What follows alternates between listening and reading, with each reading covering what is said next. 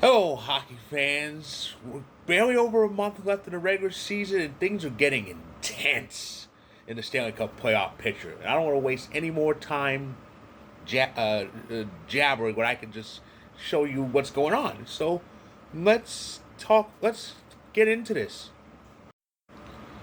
First off, the Eastern Conference, and look who's leading the Atlantic Division: the Buffalo Sabres. Sabres went on a big winning streak as of late, and it did come to an end recently. But they've won. They're on a big winning tear, and now here they are, leading the Atlantic Division with 88 points, 4 points ahead of the Tampa Bay Lightning, who are still kind of free falling, and you have the Montreal Canadiens rounding up the top three in that division. In the Metro, the Carolina Hurricanes are still holding on to that lead, a strong lead over the Penguins and Islanders, who are both tied at 81, but Pittsburgh has the game in hand. Um, Regarding the wild cards, it's the Bruins and Red Wings, just like weeks past, both holding the wild card spots. But there's a change. Both teams have 80 points, but Boston has a game in hand, putting them in the wild card one, while Detroit's in wild card two. And you have the Columbus Blue Jackets 1 point out of the wild card and 2 points behind third place in the well, actually 2 points behind second place in the division. And the Ottawa Senators are kind of knocking on the door with 75. Philadelphia and Washington have outside chances, but they're gonna need a lot to get done here. In the Western Conference, the Central Division, it's getting a little too close for my liking. Um, Avs still have the best record in the league, but it's by 3 points now. Colorado's still on a winning tear, but Dallas going 14-0-1 in their last 15. That'll definitely make a difference. Colorado 97, Dallas 94, Minnesota getting a little bit farther away from those two with 88 points. In the Pacific, Vegas regained the Pacific lead with 76.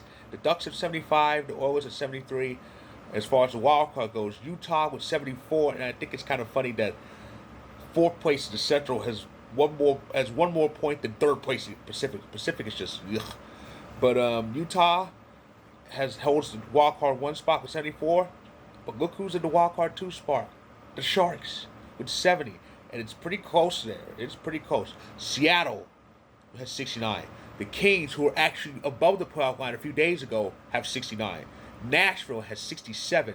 Even Winnipeg and St. Louis have kind of outside shots, and St. Louis has been winning games lately. So yeah, it's a log jam in that Western Conference. We'll see what happens in the final 33 days. But let's talk about the teams above the playoff line bit by bit, starting with the Atlantic Division's top three. I'm just elated and over the moon by this. You know, it seemed like things were so bad for the Sabres, especially over the years, especially the last like decade or so. It seemed like things were so bad for the Sabres that there was no point in actually hoping for them to do anything. And yet, not only are they above the playoff line this late, they're above the entire Atlantic Division. The Sabres are in first place. Now, it's been they haven't made the playoffs since 2010-2011 season. But for a division title, it's a bit longer than that. 09, 09, 10, 2009, 2010 was the last time they finished first in the division. And back then, it was six divisions. Back then, it was the old Northeast division. We all remember that division with Buffalo, Boston, Toronto, Montreal, and Ottawa. Okay, that's the last time the Sabres won a division title. So here they are, leading the division. They've taken advantage of the fact that Tampa Bay's kind of struggling, but Tampa Bay's barely holding on to second place over Montreal. Now,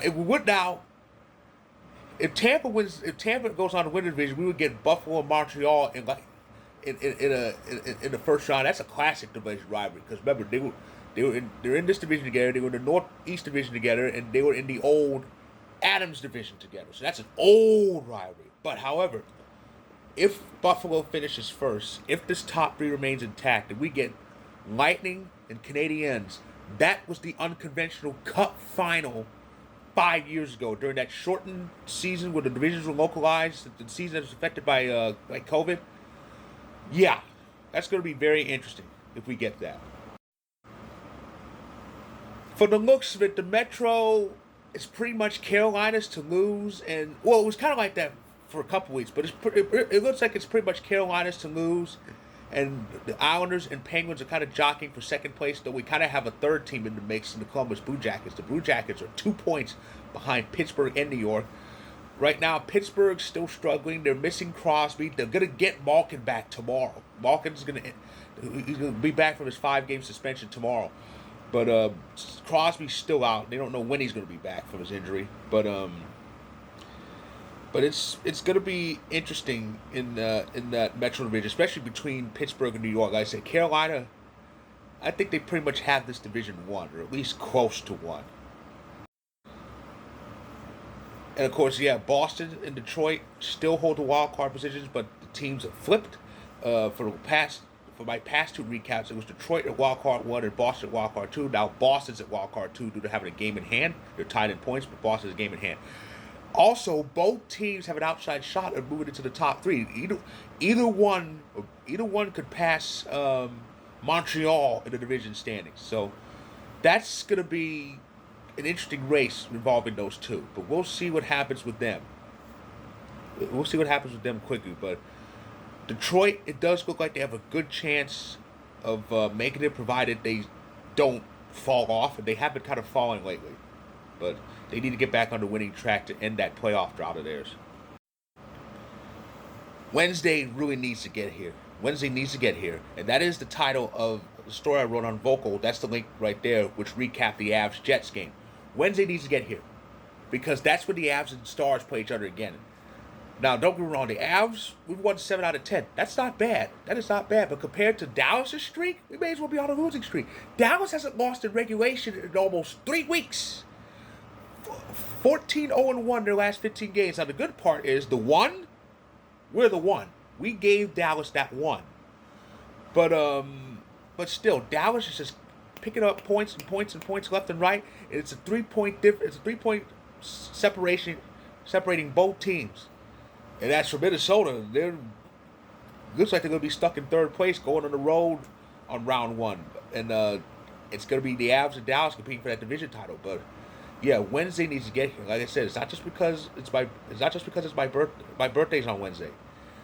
But that's when the Avs and Stars play each other again, and we need to knock them down a few pegs. The Pacific, the little division that could, it's still sputtering along, but Vegas is back on top with 76 points. Amazing. It's barely a month left the season. No one's clinched a winning season yet. It takes 83 points to get a winning season. In Vegas, who is leading the division, they're still 7 points away from that. But it's crazy how this division is going. It's really, all 3 of them have a chance. I mean, who knows? This division might be so crazy the Oilers might pass both Vegas and Anaheim.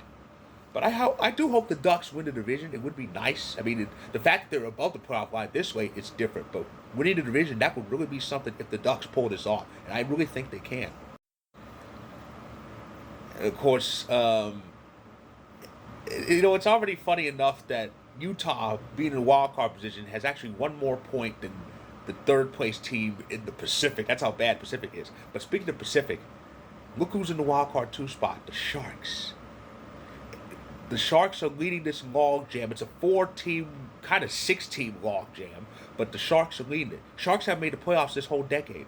But I tell you this much, if San Jose makes it, Mike Greer, the first black GM in Angel history, he should be a unanimous shoo-in for GM of the year if the Sharks make it.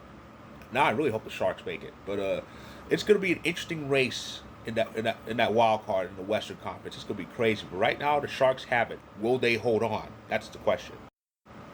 That is my recap of the playoff races. If you like this video, click the like button. If you're on YouTube, click subscribe more. If you're on TikTok and Instagram, feel free to hit that follow button. The link above, that's my story on Vocal, recapping the playoff races. Check it out when you can. And I'll be back this time next week for another recap. And if any teams clinch between now and next week, I'll have videos up then. So stay tuned.